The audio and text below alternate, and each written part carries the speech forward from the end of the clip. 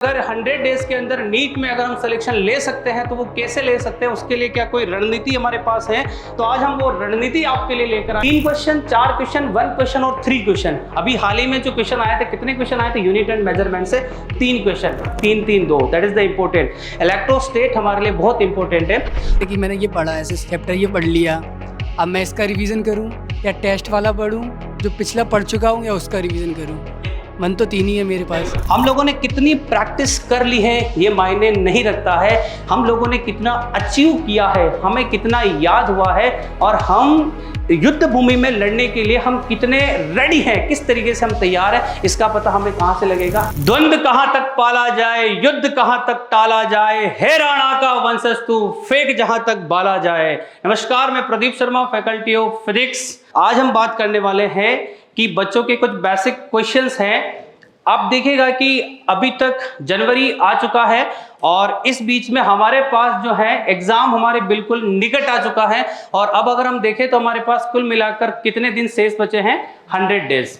हम अगर इसको देखें तो अब हमें 100 डेज के अंदर किस प्रकार से नीट क्रैक हो सकती है या नहीं हो सकती है, ये हमारा एक क्वेश्चन बनता है। उसके बाद हम बात करेंगे कि अगर 100 डेज के अंदर नीट में अगर हम सिलेक्शन ले सकते हैं तो वो कैसे ले सकते हैं, उसके लिए क्या कोई रणनीति हमारे पास है? तो आज हम वो रणनीति आपके लिए लेकर आए। उस रणनीति के बारे में हम बात करेंगे कि किस प्रकार से हम ओनली ऑन मात्र कितने दिनों के अंदर, 100 दिन के अंदर हम लोग ये नीट के एग्जाम को क्रैक करेंगे।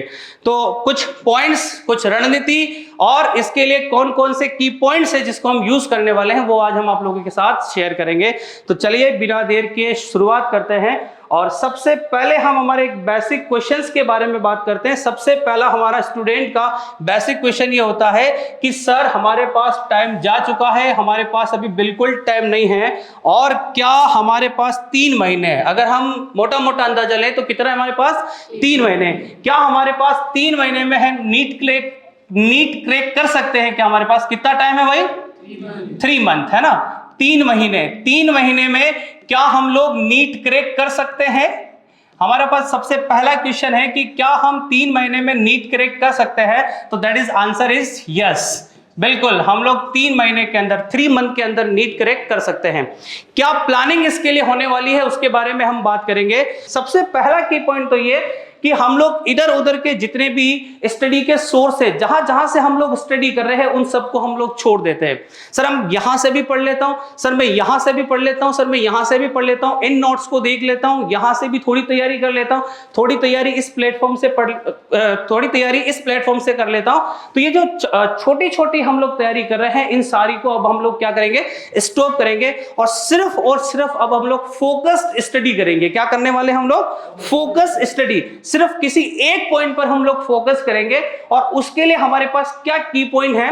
तो सबसे पहले अगर हम लोग बात करें तो हमारा फर्स्ट पॉइंट जो रहेगा, हम लोग हमारे जो नोट्स हैं, ठीक है ना, हम लोग जो हमारे नोट्स हैं, इन नोट्स को प्रिपेयर करेंगे। हमने जो नोट्स अभी तक पढ़े हैं, अभी तक हम लोगों ने जो नोट्स बनाए हैं, सबसे पहला हमारा जो काम रहेगा वो क्या रहेगा? हम हमारे नोट्स जो हम लोगों ने बनाए हैं उनको कवर करेंगे, नोट्स की अच्छे से स्टडी करेंगे, उनको अच्छे से प्रिपेयर करेंगे, उनका बार बार क्या करना है? हम लोगों को रिवाइज करना है। हमारे पास टाइम नहीं है, हम नए नोट्स नहीं बना सकते। जो अभी तक हमने पढ़े हैं, जिन नोट्स को हमें बनाया है, उनको हमें क्या करना है? रिवाइज करना है।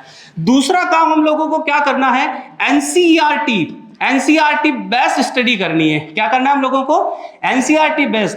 हमें कम से कम 2-3 बार एनसीईआरटी को अभी तक पढ़ना है। मैं स्टूडेंट से बार बार कहता रहता हूं कि आपको एक साल में कम से कम 20 बार एनसीईआरटी पढ़नी है, अगर आपको सिलेक्शन लेना है, अगर आपको रैंक लानी है। सिलेक्शन इतना इंपॉर्टेंट नहीं है, इंपॉर्टेंट है रैंक। समझ रहे हैं मेरी बात को? सिलेक्शन को कोई याद नहीं रखता है। अगर आपको चाहिए कुछ हासिल करना, अगर हमें मेहनत करनी है, चाहे अगर हमें छोटा सा हमारा अगर लक्ष्य है उसके लिए भी मेहनत करनी है, और अगर हमारा लक्ष्य बड़ा है उसके लिए भी मेहनत करनी है। तो अगर मेहनत करनी है तो क्यों ना हम लोग बड़े लक्ष्य के लिए मेहनत की जाए। अगर मैं आपसे छोटा सा साइकोलॉजिकल इफेक्ट की अगर मैं बात करूं, और मैं आपसे पूछूं कि सपोज कीजिए कि मैं कहीं जा रहा हूं और मेरे सामने एक नदी है। क्या है मेरे सामने? एक नदी है। मैं जा रहा हूं और मेरे सामने एक नदी है, और मुझे तैरना नहीं आता है। तो बताइए उस नदी को पार करने के लिए मैं क्या करूंगा? तो बताइए क्या मेरे पास सॉल्यूशन है इसका? तो मैं किसका यूज करूंगा? यस, नाव का। वेरी गुड, किसका यूज करूंगा? नाव का। मुझे नदी पार करनी है, तो नदी पार करने के लिए मेरा क्वेश्चन था और आंसर मेरे माइंड ने मेरे को दिया कि सर आप किसका यूज कीजिएगा? नाव का। नाउ नेक्स्ट मैं बात करता हूं कि अगर मैं कहीं जा रहा हूं और मेरे सामने बड़ा सा समुंदर है, तो बताइए मैं समुंदर को पार कैसे करूंगा? What is answer? हवाई जहाज हो सकता है, जहाज हो सकता है। आपका आंसर बहुत एक्सट्रीम लेवल का। Very good. ये आंसर भी हमें किसने दिया है बताइए? माइंड ने। प्रॉब्लम अगर हमारे पास छोटी थी, जब हमें नदी पार करनी थी, तो हमारे पास बहुत छोटा सा सॉल्यूशन। क्या नदी के लिए हमारे माइंड ने बोला कि भाई तू जहाज का यूज कर या हवाई जहाज का यूज कर? नहीं। छोटी प्रॉब्लम जब हम क्रिएट करते हैं, तो उसके लिए हमारा माइंड छोटा सॉल्यूशन देता है। अगर हम माइंड को बड़ी प्रॉब्लम देंगे कि भाई ये बड़ा क्वेश्चन है, ये तेरे लिए बहुत बड़ा टास्क है, इसको कंप्लीट कर, तो हमारा माइंड उस लेवल से सोचना शुरू करता है और हमारा माइंड उस लेवल के आंसर हम लोगों को अवेलेबल कराता है। तो बड़ी प्रॉब्लम के लिए बड़ा सॉल्यूशन, छोटी प्रॉब्लम के लिए छोटा सॉल्यूशन, और दोनों सॉल्यूशन दे कौन रहा है? हमारा माइंड। तो भैया जैसी प्रॉब्लम वैसा सॉल्यूशन, इसलिए आप लोगों को अगर प्रॉब्लम क्रिएट ही करनी है तो बड़ी कीजिए। टारगेट अगर रखना ही है तो कैसा रखें? बड़ा। और इसके लिए हम सिर्फ सिलेक्शन की बात नहीं कर सकते हैं, यहां पर हम लोग रैंक सिलेक्शन की बात करेंगे। रैंक्स जो है हम लोग लेकर आए, और उसके लिए हमारे पास की पॉइंट है एनसीईआरटी। दैट इज द ब्रह्मास्त्र। अगर आप लोगों ने एनसीईआरटी को बहुत अच्छे से स्टडी कर ली, तो आप लोगों को रैंक लाने से कोई नहीं रोक सकता। इसके बाद में हम लोग बात करेंगे कि सबसे पहला पॉइंट, सबसे पहले हम लोगों ने क्या किया? नोट्स जो है उसका रिवाइज कर लिया। उसके बाद हम लोगों ने क्या किया? जो हमारे पास एनसीईआरटी, उस एनसीईआरटी को हम लोगों ने जितना हमें टाइम मिला, जितना पॉसिबल हो सका, उतना हमने एनसीईआरटी को क्या कर लिया? रीड कर लिया। उसके बाद हम आगे बात करें, नेक्स्ट पॉइंट की हम लोग बात करेंगे, तो मल्टीपल चॉइस क्वेश्चन प्रैक्टिस। हम लोग क्या करेंगे बेटा? एमसीक्यूज लगाएंगे, है ना? जितना हो सके उतना एमसीक्यूज लगाएंगे। मल्टीपल चॉइस क्वेश्चन की हम लोग प्रैक्टिस करनी है, और ये हमें डेली करनी है। क्लियर? तो तीसरा पॉइंट हमारा मल्टीपल चॉइस क्वेश्चन। उसके बाद हम नेक्स्ट पॉइंट की बात करें, फोर्थ पॉइंट की अगर हम बात करें, तो फोर्थ पॉइंट जो हमारा रह जाएगा वो है पीवाईक्यूज। क्या करेंगे हम भाई? पीवाईक्यू, है ना? पीवाईक्यू बेस्ट प्रैक्टिस हम लोगों को करनी है। देखिए, हमें ये कंप्लीट पता होना चाहिए कि जिस युद्ध को लड़ने के लिए, जिस युद्ध के लिए हम लोग मैदान में उतर रहे हैं, उस युद्ध को लड़ने के लिए हमारे पास कौन कौन से हथियार होने चाहिए, वो है हमारे पास पीवाईक्यू। हमें ये पता होना चाहिए कि सामने वाला जो हमसे लड़ने के लिए आ रहा है, सामने वाला जो हमसे युद्ध करने के लिए आ रहा है, उसके शस्त्रागार में किस किस प्रकार के शस्त्र हैं, और ये हमें पता लगेगा कहां से? पीवाईक्यू से। जो एग्जाम हम लोग देने जा रहे हैं, उस एग्जाम में अभी तक कितने क्वेश्चंस हमारे पास आए हैं, कैसे कैसे क्वेश्चन आए हैं, कौन कौन सा चैप्टर है, फिजिक्स में कितने क्वेश्चंस आते हैं, 11 से कितने क्वेश्चंस आते हैं, 12 से कितने क्वेश्चंस आते हैं, केमिस्ट्री से, जूलॉजी से, बॉटनी से, किसका चैप्टर का कितना वेटेज है, ये सारी रणनीति हम आपके लिए लेकर आए हैं। और आज मैं आप लोगों को बताऊंगा आगे जाके कि हमें कौन से चैप्टर पर फोकस करना है और कौन से चैप्टर को छोड़ना है। हालांकि छोड़ा कुछ भी नहीं जाता, बट फिर भी अगर हमारे पास कम टाइम है और ज्यादा पढ़ना है, तो हम उन चैप्टर्स पर फोकस करेंगे जो हमारे लिए बहुत ज्यादा वेटेज रखते हैं। और उन वेटेज वाले चैप्टर्स के बारे में मैं आज डिस्कस बहुत डिटेल में करने वाला हूं। तो चलिए, तो हमारे पास नोट्स हो गया, एनसीईआरटी हम लोगों ने पढ़ ली, एमसीक्यूज हम लोगों ने लगा लिए, पीवाईक्यूज हम लोगों ने लगा लिए, और इसके बाद में अगर हम लोग फिफ्थ पॉइंट की बात करें, तो हम लोगों को क्या करना है भैया? टेस्ट देना है। क्या करना है? टेस्ट देना है। हम लोगों ने कितनी प्रैक्टिस कर ली है ये मायने नहीं रखता है, हम लोगों ने कितना अचीव किया है, हमें कितना याद हुआ है, और हम युद्ध भूमि में लड़ने के लिए हम कितने रेडी हैं, किस तरीके से हम तैयार हैं, इसका पता हमें कहां से लगेगा? टेस्ट से लगेगा। और टेस्ट होने के बाद जब आप लोग अपने रिजल्ट को एनालिसिस भी करना है, लास्ट पॉइंट नहीं छोड़े, फिफ्थ पॉइंट के बाद हमारा सबसे लास्ट पॉइंट होगा, वो हमें क्या करना है? रिजल्ट एनालिसिस करना है। हमें अपने रिजल्ट को देखना है कि भैया हमने कहां पर गलती करी है, ऐसे कौन से पॉइंट्स है जहां पर मेरे नंबर्स कट रहे हैं, उन पॉइंट्स को हम लोगों को स्टडी करनी है, उन पॉइंट्स को हमको देखना है। तो ये 6 पॉइंट्स ऐसे हैं जहां से हम नीट को क्रैक कर सकते हैं, बहुत इजी गोइंग। अगर आप लोगों ने नोट्स स्टडी कर ली, एनसीईआरटी पढ़ ली, एमसीक्यूज लगा लिए, पीवाईक्यूज लगा लिए, और अगर आप लोगों ने टेस्ट प्रॉपर दे दिया और टेस्ट का अगर आप लोगों ने एनालिसिस कर लिया, तो आप लोगों को सिलेक्शन लेने से कोई नहीं रोक रहा है। चलिए, अब हम लोग बात कर लेते हैं थोड़ा सा कि वेटेज के बारे में हम लोग बात कर लेते हैं कि सर हमें पढ़ना है, ये हमें समझ में आ गया, बट किस सब्जेक्ट को हमें कितना देना है, कहां पर कितना वेटेज है, इसके बारे में भी थोड़ी सी हम लोग देख लेते हैं। तो सबसे पहले हम लोग बात करते हैं किसके बारे में, फिजिक्स के बारे में। किसके बारे में बात करेंगे? फिजिक्स के बारे में। और फिजिक्स में हम लोग सबसे पहले 11th के कॉन्सेप्ट को देखेंगे। तो आप देखेंगे कि 11th में यूनिट और मेजरमेंट का कितना परसेंट है? 8%। और उसके बाद में मैकेनिक्स, आप देखते हैं आपको कहा जाता है, जब आप पढ़ते हैं तो मैकेनिक्स के बारे में आपको बताया जाता है कि भैया that is the very most important, और मैकेनिक्स समझोगे तभी आप आगे जाकर 12th के कॉन्सेप्ट को बहुत अच्छे से डील कर पाओगे। तो मैकेनिक्स का कितना है भाई? 47। प्रॉपर्टीज ऑफ मैटर कितना परसेंट है हमारे पास? 10%। हीट और थर्मोडायनेमिक्स कितना है? 21%। और एसएचएम और वेव्स कितना है हमारे पास? 14%। ठीक है, तो आप देख सकते हैं कि सबसे जो मेजर पार्ट है हमारा कौन सा है? मैकेनिक्स का। कौन सा पार्ट है? मैकेनिक्स का। और इसमें भी हम लोग बात करें तो देखिए 2013 से लेकर 2024 तक, है ना, किस किस चैप्टर से कितने कितने क्वेश्चंस आए हैं और कहां हमें वेटेज डालना है, कहां हमें फोकस करना है, उस चैप्टर पर भी हम लोग यहां पर डिस्कस करने वाले हैं। तो क्विकली हम लोग देखते हैं यहां पर। तो बेसिक मैथमेटिक्स की हम लोग बात करें तो देखिए हमारे पास अभी तक एक भी क्वेश्चन, कब आया था ये? 16 में। हम मोटा मोटा डेटा लेते हैं 23 और 24 की अगर हम लोग बात करें तो कोई क्वेश्चन बेसिक मैथमेटिक्स से नहीं आया है। और अभी तक टोटल कितना क्वेश्चन आया हमारे पास? एक। उसके बाद यूनिट और मेजरमेंट की बात करें तो देखिए आप लोग देखेंगे 23 और 24 को मैं एनालिसिस करता हूं, और 22 और 23 में देखें तो क्वेश्चंस का वेटेज आ भी सकता है। कितने? 3 क्वेश्चन, 4 क्वेश्चन, 1 क्वेश्चन और 3 क्वेश्चन। अभी हाल ही में जो क्वेश्चन आए थे, कितने क्वेश्चन आए थे यूनिट एंड मेजरमेंट से? 3 क्वेश्चन। ठीक ठाक वेटेज इसका होता है। उसके बाद हम लोग बात करें कि दैट इज द काइनामेटिक्स। ठीक है ना, काइनामेटिक्स मोस्ट इंपोर्टेंट पॉइंट। अगर आपने काइनामेटिक्स नहीं किया तो फिर आप लोगों ने कुछ भी नहीं किया। और कहते हैं ना कि इसको लगा डाला तो लाइफ जिंगा लाला, तो इसको कर लिया तो फिर लाइफ आप लोगों की सेट है बोस। और अगर हम बात करें यहां पर तो कितने क्वेश्चन? 3, 3 और 1 और अगेन 3। तो काइनामेटिक्स की इंपोर्टेंस आप लोग देख सकते हैं, ये वेटेज वाला चैप्टर है। और उसके बाद में बात करें तो लॉ ऑफ मोशन की बात करें तो लॉ ऑफ मोशन से कितना क्वेश्चन आया है? 1। कितना क्वेश्चन आया? लॉ ऑफ मोशन से 1 क्वेश्चन आया है। और सर्कुलर मोशन की बात करेंगे तो सर्कुलर मोशन से कितना क्वेश्चन आया है? 1 क्वेश्चन। और वर्क पावर एनर्जी की बात करेंगे तो वर्क पावर एनर्जी से कितना क्वेश्चन आया भैया? 2। और कोलिजन की अगर हम बात करें तो कोलिजन का इतना कोई वेटेज नहीं है, 0 आ भी सकता है, नहीं भी आ सकता है, कोई क्वेश्चन बन भी सकता है और नहीं भी बन सकता है। रोटेशनल मोशन की बात करें तो रोटेशनल से ठीक ठाक क्वेश्चन 1, 2 है ना, 1, 2 क्वेश्चन यहां से बनता है। तो मोस्टली अगर आप देखो तो यहां तक अभी तक काइनामेटिक्स, ठीक है ना, कहां से आया है? काइनामेटिक्स और यूनिट एंड मेजरमेंट भी ठीक ठाक रहा है। तो ओवरऑल अगर हम लोग बात करें तो 15 और 19 यहां तक वेटेज हैं। इसके बाद में हम लोग बात करें ग्रेविटेशन एक एवरेज लेता है। कितने क्वेश्चन रहते हैं भैया? 2।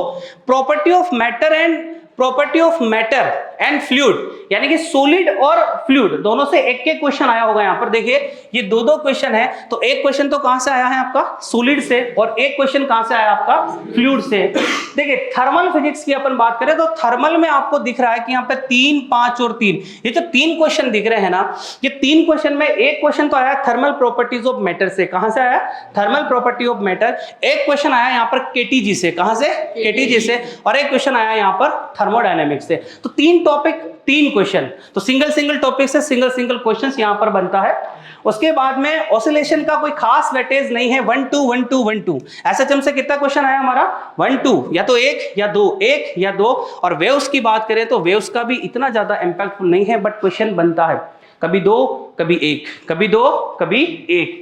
उसके बाद में हम लोग बात करें यहाँ पर 12th के बारे में, तो 12th में आप लोग यहां से देख सकते हैं कि 12th के वेटेज को अगर आप लोग देखेंगे तो 12th में देखें आप लोग मॉडर्न फिजिक्स, सबसे ज्यादा आपको वेटेज किसका दिख रहा है? ऑप्टिक्स का। किसका? 2 चैप्टर रे ऑप्टिक्स और वे ऑप्टिक्स। कितना परसेंटेज दे रहा है आप लोगों को? 19% दे रहा है। और उसके अलावा बेसिक अगर आप लोग देखोगे तो लगभग ये मैग्नेटिज्म 12%, EMI 14%, इलेक्ट्रोस्टेट 13%, सेमीकंडक्टर 11%। वेटेज लगभग अप्रोक्स इक्वल है। और यहां पर अगर हम बात करें इलेक्ट्रोस्टेट की तो भैया इलेक्ट्रोस्टेट में हमारे पास देखिए हम ओवरऑल देखेंगे 22, 23 और 24 को अगर हम लोग देखें तो इलेक्ट्रोस्टेट के हमारे पास कितने क्वेश्चन है भैया? 3 3 2। That is the important. इलेक्ट्रोस्टेट हमारे लिए बहुत इंपॉर्टेंट है। उसके बाद कैपेसिटर की बात करें तो कैपेसिटर बहुत छोटा कॉन्सेप्ट होता है, 1 या 2 क्वेश्चन।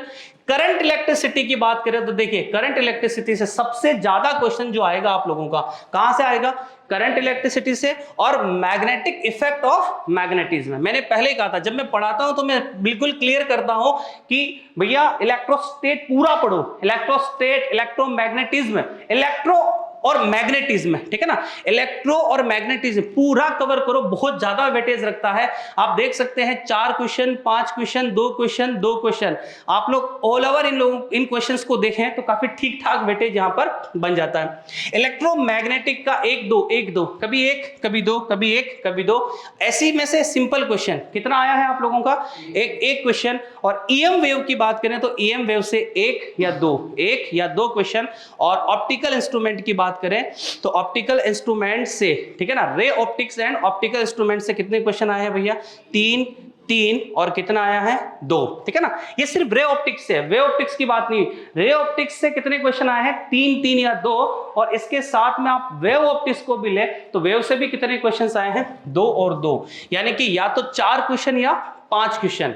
4 या 5 क्वेश्चन ऑप्टिक्स, सिर्फ ऑप्टिक्स से आने हैं तो that is most important concept है। हालांकि ऐसा है कि चैप्टर भी लेंदी है, पढ़ने में भी टाइम लगता है, बट इजी है। लेंदी है बट कैसा है? ये इजी है। उसके बाद में बात करें मॉडर्न फिजिक्स। मॉडर्न फिजिक्स में कितने क्वेश्चन है भैया? 5 2 5। और सेमीकंडक्टर में कितने हैं? 3 3 3। ये मैं इनको वेटेज में लेता हूं। इसके पीछे रीजन बताता हूं मैं आपको कि मॉडर्न फिजिक्स आप लोगों का इतना लेंदी नहीं है। ड्यूल नेचर 3 दिन में पढ़ लेते हैं हम लोग, है ना, बहुत इजी गोइंग क्लासरूम की बात कर रहा हूं मैं। ड्यूल नेचर हो गया आप लोगों का, न्यूक्लियाई हो गया और एटम हो गया, ठीक है ना। अगर आप 3 दिन की भी क्लास लें तो 3 3 6 और 3 9 दिन में हम क्लासरूम में बहुत इजीली इसको स्टडी कर लेते हैं। और वन शॉट की बात करें तो पूरे मॉडर्न फिजिक्स को वन शॉट में भी हम लोग क्या कर सकते हैं? कवर कर सकते हैं। तो बहुत कम शब्दों में, बहुत कम स्टडी, बहुत कम मेहनत कर कर अगर हमें ज्यादा नंबर अचीव करने हैं तो फिर हम लोग किस पर फोकस कर सकते हैं? मॉडर्न फिजिक्स पर फोकस कर सकते हैं। तो कुल मिलाकर आप लोग देखें कि यहाँ पर वेटेज किस किस का है, तो देखें अच्छा खासा वेटेज किसका है? इलेक्ट्रोमैग्नेटिज्म का है, करंट इलेक्ट्रिसिटी का वेटेज है। उधर आप लोग जाएं तो काइनेमैटिक्स का वेटेज है। मॉडर्न फिजिक्स आप लोगों को पढ़नी चाहिए एटलीस्ट, है ना। फ्लूइड का, सॉलिड का और थर्मल का ज्यादा वेटेज नहीं है। फ्लूइड, सॉलिड और थर्मल ऐसे चैप्टर हैं जिनको अगर कोई नहीं हो पा रहा है और लेफ्ट करना चाहे तो कर सकता है। बाकी पढ़ना तो हमें सब है, लेकिन ये वो चैप्टर हैं जो इतना वेटेज नहीं रखते हैं। अब देखिए ये तो बात किसकी हुई भाई? फिजिक्स की। किसकी बात हुई? फिजिक्स की। थोड़ा सा मैं आप लोगों को केमिस्ट्री और बायोलॉजी के बारे में भी इंट्रोड्यूस करा देता हूं कि अगर मैं बात करूं केमिस्ट्री की तो केमिस्ट्री में बेटा 11th का वेटेज कितना होता है? 46%। ये 2024 का डेटा है। कितने का बेटा? 2024 का डेटा है। और 12th की अगर आप लोग बात करें तो 12th का जो वेटेज है वो कितना है? 54%। 12th का वेटेज कितना है? 54%, ठीक है। 11 का 46% और 12th का कितना है? 54%। तो ज्यादा वेटेज हमारा किसका है भाई? हेलो, ज्यादा वेटेज किसका है? 12th का। ज्यादा नहीं है पर थोड़ा बहुत तो कहीं ना कहीं यहाँ पर डिफरेंस आप लोगों को देखने को मिलेगा। चलिए अभी तक की हम लोग बात करें तो ऑर्गेनिक केमिस्ट्री में अभी तक कितने क्वेश्चंस आए हैं हमारे पास? ऑर्गेनिक 2024 का डेटा है ना। ऑर्गेनिक केमिस्ट्री की हम बात करें तो कितने क्वेश्चन है हमारे पास? 16। और अकार्बनिक यानी कि इनऑर्गेनिक की बात करें तो कितने क्वेश्चन है हमारे पास? 15। और फिजिकल केमिस्ट्री की बात करें तो कितना है? 19, ठीक है ना।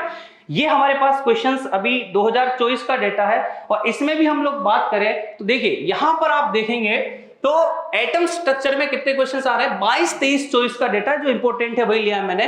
तो कितना है भाई? 2 क्वेश्चन, ठीक है ना। Atom structure. रसायन विज्ञान की मूलभूत अवधारणा में कितने क्वेश्चन? 3 क्वेश्चन। तत्वों का वर्गीकरण एवं गुणधर्म की बात करें तो कितने क्वेश्चन? 1 1 2। और रासायनिक आबंध और आणविक संरचना की बात करें तो कितने क्वेश्चन? 3। मतलब हम लोग देखें तो इसका वेटेज ठीक ठाक है, इसका वेटेज ठीक ठाक है। थर्मोडायनेमिक्स इसलिए पढ़नी है क्योंकि फिजिक्स में भी है और केमिस्ट्री में भी है, कॉमन है, कम मेहनत में हम लोग कर सकते हैं, बट वेटेज नहीं है। ये आ गया वेटेज इस बार 3 क्वेश्चंस यहां पर आए हैं, लेकिन 1 2 3 थोड़ा थोड़ा कभी कभी ये वेरी भी करता है ना, कहीं से बिल्कुल नहीं देता है, कहीं से बहुत ज्यादा क्वेश्चन दे देता है, बट मेरे ख्याल से इतना वेटेज इसको मैं नहीं दूंगा, ठीक है ना। और उसके बाद में हम बात करें तो रेडॉक्स रिएक्शन बहुत सिंपल रिएक्शन है। एक क्वेश्चन इक्विलिब्रियम की बात करें तो देखिए इक्विलिब्रियम को इसने वेरी कर दिया 1 3 1 3, ठीक है ना, तो ये भी ठीक ठाक है। पी ब्लॉक की बात करें तो पी ब्लॉक में ग्रुप 13 से लेकर ग्रुप 18 तक 13 14 हमारा 11 का पोर्शन आ जाता है, जो कि उड़ गया है, जहां से कोई क्वेश्चन नहीं आया है, ठीक है ना, यहां पर कोई क्वेश्चन नहीं है। और ये अभी 2024 की बात हो रही है, यहां पर पहले क्वेश्चंस आए थे, अभी कोई क्वेश्चन नहीं आया है। जीओसी की बात करें तो जीओसी देखो, जीओसी का वेटेज ठीक ठाक है ना, तो यहां पर आप देखोगे तो हम लोग यहां पर देखें तो ये एक वेटेज ठीक ठाक है, ये वाला वेटेज ठीक ठाक है, ये भी वेटेज ठीक है, और जीओसी का वेटेज काफी अच्छा है, और हाइड्रोकार्बन का वेटेज भी यहां पर ठीक है। तो बेसिकली जीओसी हाइड्रोकार्बन ये तो हमें आने ही चाहिए, क्योंकि केमिस्ट्री का बेसिक ये कवर करती है, तो ये हमारा ठीक ठाक वेटेज में लेता है। उसके बाद हम बात करें 12th की बात करें तो सॉल्यूशन 1-2 क्वेश्चन कितने हैं, 1 या 2। इलेक्ट्रोकेमिस्ट्री से भी कितने हैं, 2-2 क्वेश्चन। और यहां पर बात करें तो केमिकल काइनेटिक्स, ठीक है ना, कितने क्वेश्चन है यहां पर, 2-3 पी ब्लॉक से देखो क्वेश्चन आया है, इस बार भी आया, कहां से, ये ग्रुप 13 से लेकर ग्रुप 18 तक, ठीक है ना, तो क्वेश्चन यहां से बना है। डी ब्लॉक का हमारे पास इंपॉर्टेंट है, यहां से क्वेश्चन ठीक ठाक आ जाता है। उसके बाद बात करें तो देखिए वो कोऑर्डिनेशन कंपाउंड का भी वेटेज ठीक है, 2 क्वेश्चन 3 क्वेश्चन आया है। हेलो एल्केन हेलो एरिन से 1-2 क्वेश्चन आते हैं। और अल्कोहल फिनोल इतर की बात करें तो 2-2 ठीक ठीक एवरेज ले सकते हैं। एल्डिहाइड कीटोन और एसिड है ना, कार्बोक्सिलिक एसिड बोले तो COOH, तो कितने क्वेश्चन आए यहां से, 11, ठीक है ना, टोटल हम लोग बात कर रहे हैं। और एमीन से कितने, 2-2, और बायोमोलिक्यूल से कितना है आपका, जे अणु से कितना है, 1-1 क्वेश्चन यहां पर ये वेटेज है। तो ये वेटेज आप लोगों का किसका है भाई, केमिस्ट्री, ठीक है ना। केमिस्ट्री की हम बात करें तो आप देख सकते हैं कि कहां कितना वेटेज है। आप इस वेटेज को देखें और आप देखें कि जहां से नंबर ऑफ क्वेश्चंस आप लोगों को ज्यादा आ रहे हैं, उन चैप्टर पर आप लोगों को ज्यादा फोकस करना है, ज्यादा स्टडी आप लोगों को वहीं पर करनी है। उसके बाद में हम लोग बात करते हैं यहाँ पर किसके बारे में, बायोलॉजी के बारे में। और बायोलॉजी को हम लोग देखे हैं तो 11th और 12th में कितनी कितनी यूनिट है, 5-5 यूनिट है, ठीक है ना, 5 यूनिट है। तो यूनिट 1 में से कितने क्वेश्चन आए हैं, 11 की बात हो रही है, 8 क्वेश्चन, इसमें 11, इसमें 14, इसमें 8 और इसमें कितने हैं 30। इसमें कौन कौन से चैप्टर है वो अभी मैं डिस्क्राइब करूंगा। तो आप यहां पर देखें तो 12th में कितनी यूनिट है, 1 2 3 4 5, 1 में कितने क्वेश्चन, 9, ये है 14, ये 5, ये 10 और ये कितने हैं 8। एक बार हम यूनिट के बारे में देख लेते हैं। तो ये हमने यूनिट वाइज इसको क्या किया है, डिस्क्राइब किया गया है। यहां पर आप देखें तो ये फर्स्ट यूनिट है, ये कौन सी यूनिट है भाई, फर्स्ट यूनिट है। ये कौन सी यूनिट है, सेकंड। और ये हमारी कौन सी यूनिट है, थर्ड। तो फर्स्ट यूनिट में अगर आप, ये डेटा कहां का है बेटा, 2024 का, क्योंकि ये डेटा जो कलेक्ट किया गया है, ठीक है ना, आप लोगों को जो फैकल्टीज पर्टिकुलर जो पढ़ाती है सब्जेक्ट वाइज, वो आपको इसके बारे में और डिटेल दे सकती है। बट मैंने आप लोगों को जो डेटा लिया है यहाँ पर, ये कौन सा डेटा लिया है, लेटेस्ट अभी का डेटा लिया है कि देखिए जीव जगत से कोई क्वेश्चन नहीं है। जीव जगत के वर्गीकरण से कितने क्वेश्चन है, 2, ठीक है।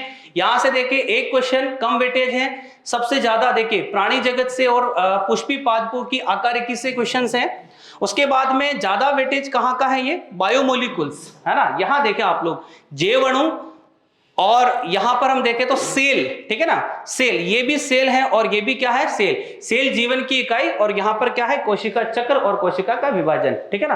तो इस पूरे यूनिट की अगर हम बात करें तो देखिए पूरे यूनिट से अच्छा खासा वेटेज है। कितना हो गया भाई, कितना हो गया यहाँ पर 14, यहां पर टोटल वेटेज कितना है 14, और ये कितना हो गया आप लोगों का 11, ठीक है ना, और यहां पर 8, ठीक है। तो सबसे ज्यादा वेटेज हमारा कहां से आता है, इस वाले चैप्टर से। तो सेल तो आप लोगों को होना भी चाहिए, ठीक है ना, ठीक ठाक। और यहां पर हम बात करें तो यहां देखिए चैप्टर बहुत ज्यादा है, यहां देखिए चैप्टर बहुत ज्यादा है। यहां हम बात करें तो पादपों में प्रकाश संश्लेषण 3, पादपों में श्वसन 2, और पादप वृद्धि और परिवर्धन में कितने 3, ठीक है। मतलब जो कम नंबर के चैप्टर्स हैं और बड़े चैप्टर्स हैं, जिनसे नंबर कम आ रहे हैं और बड़े हैं, उनको आप प्रायोरिटी कम दें, और उन चैप्टर को ज्यादा प्रायोरिटी दें जिनके नंबर ज्यादा हैं और चैप्टर्स कैसे हैं, छोटे, ठीक है ना। यहां पर आप देख सकते हैं कि यूनिट 5 से जो क्वेश्चन आए हैं, इसमें अगर हम वेटेज की बात करें तो ये वाले जो चैप्टर्स हैं इनके क्वेश्चन ठीक ठीक आए हैं।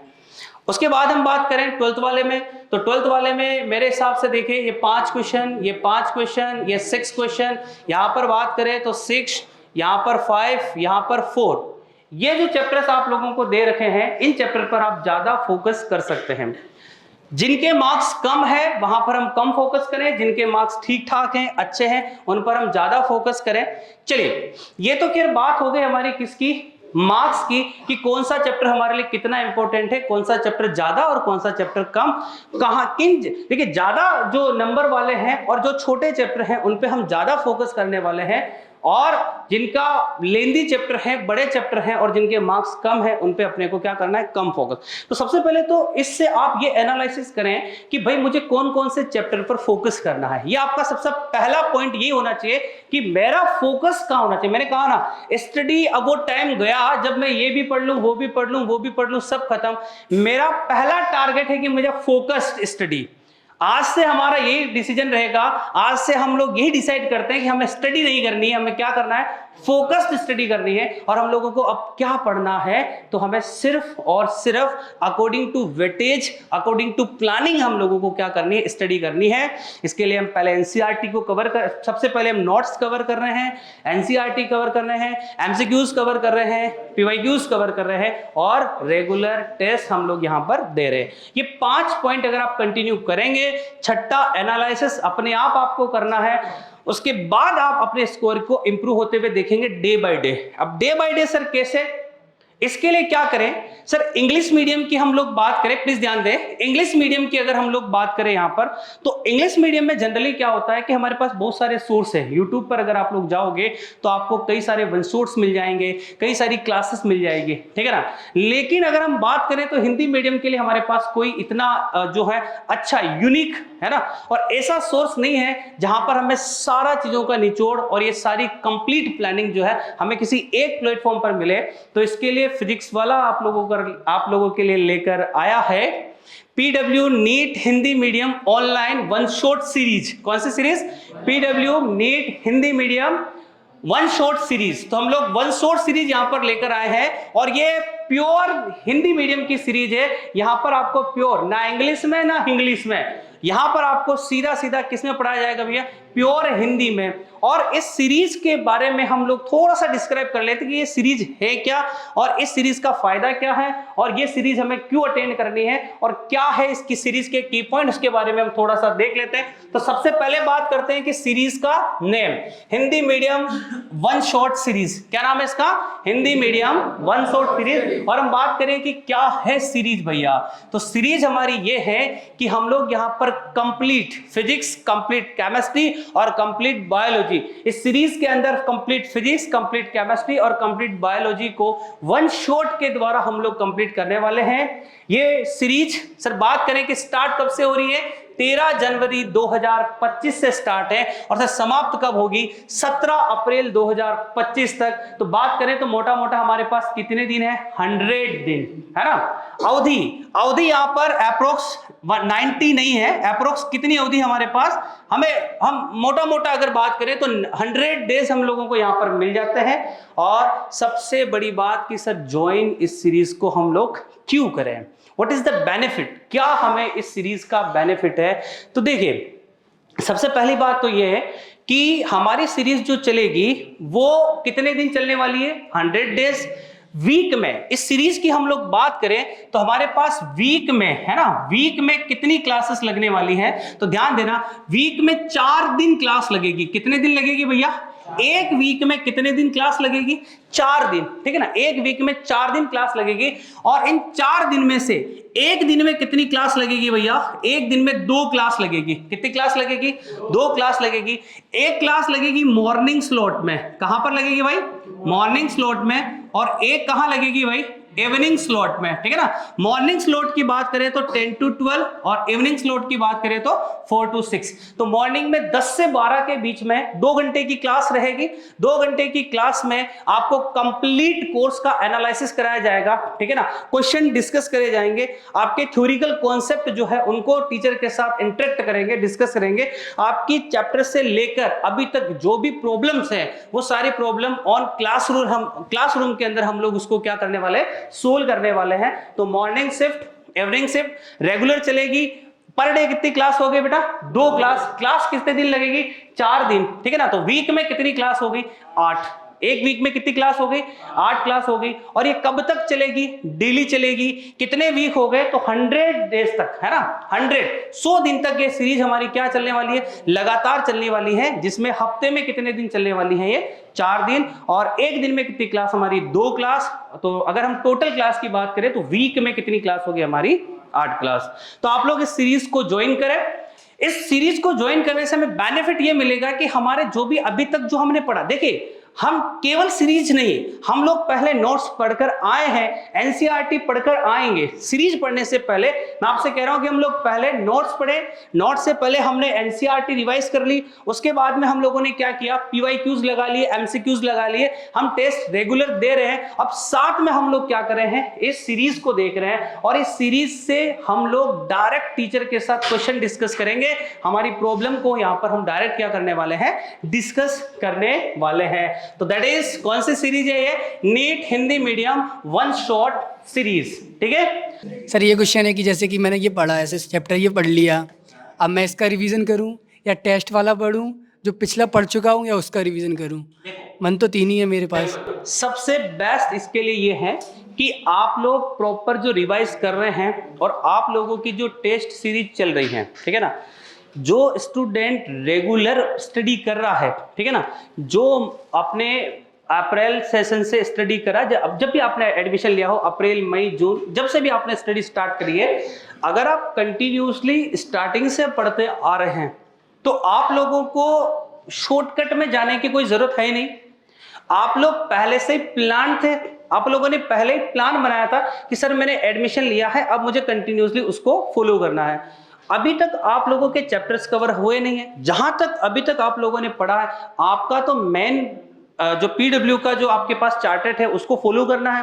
पीडब्ल्यू की जो टेस्ट सीरीज आप लोग ज्वाइन कर रहे हैं, उस टेस्ट सीरीज को ही आप लोगों को कंटिन्यू करना है, क्योंकि क्लासरूम के जो एग्जाम है, प्लीज ध्यान दें, क्लासरूम के जो टेस्ट है वो आप लोगों के लिए मोस्ट इंपॉर्टेंट है। ठीक है ना, हमारे यहाँ पर जो टेस्ट है वो क्लास लेवल पर भी होता है, ठीक है ना, वो आप लोगों का इंडिया लेवल पर भी होता है, ऑल ओवर लेवल पर, हर अलग अलग लेवल पर हमारे पास अलग अलग टेस्ट सीरीज बनी हुई है। तो वो तो आप लोगों के लिए मस्ट है ही है। ये जो आपका वन शॉट जो चल रहा है, ये उन स्टूडेंट के लिए है जिन्होंने अभी तक कुछ नहीं किया है। मैं भी कि हो सकता है कोई रीजन हो जिसकी वजह से बच्चा बीमार हो गया है, पढ़ नहीं पाया हो, या हो सकता है जब वो कोटा आया तो सर मैं नया कोटा आया था तो सर मैं भटक गया हूं रास्ते से, है ना, तो अब देर से ही सही पर मैं लौटा हूं, और जब मैं लौटा हूं तो सर मैं चाहता हूं कि अब मैं कुछ करना, सिलेक्शन लेना। तो उन बच्चों को बहुत ज्यादा ये जो सीरीज है वो बेनिफिट दिलाएगी। लेकिन आप लोगों के पास ऑलरेडी पीडब्ल्यू का प्लानर है, तो आप प्लीज पहले उसको फॉलो करें, देन अगर आपके पास कोई टाइम बचता है तो फिर आप इसको भी यूज करें, इसका भी बेनिफिट उठाएं। ये भी आप लोगों के लिए काफी बेनिफिशियल सीरीज होने वाली है। इस सेशन को सुनकर अगर इतनी सारे स्टूडेंट्स में से अगर एक स्टूडेंट भी डिमोटिवेट स्टूडेंट, ऐसा स्टूडेंट जिसको लगता था कि मुझसे नहीं हो पाएगा, और अगर वो स्टूडेंट आज इस सेशन को सुनकर ये कह देता है कि नहीं sir, I can do it, मैं कर सकता हूं, और मैं नहीं सर, सिर्फ और सिर्फ मैं नीट क्रैक कर सकता हूं, तो ये सेशन मेरे लिए बहुत फायदेमंद रहेगा। और मेरा इस सेशन को लेना, मेरा इस सेशन को अटेंड करना, मेरा इस सेशन को लेना जीवन भर यादगार पल रह जाएगा। Thank you very much.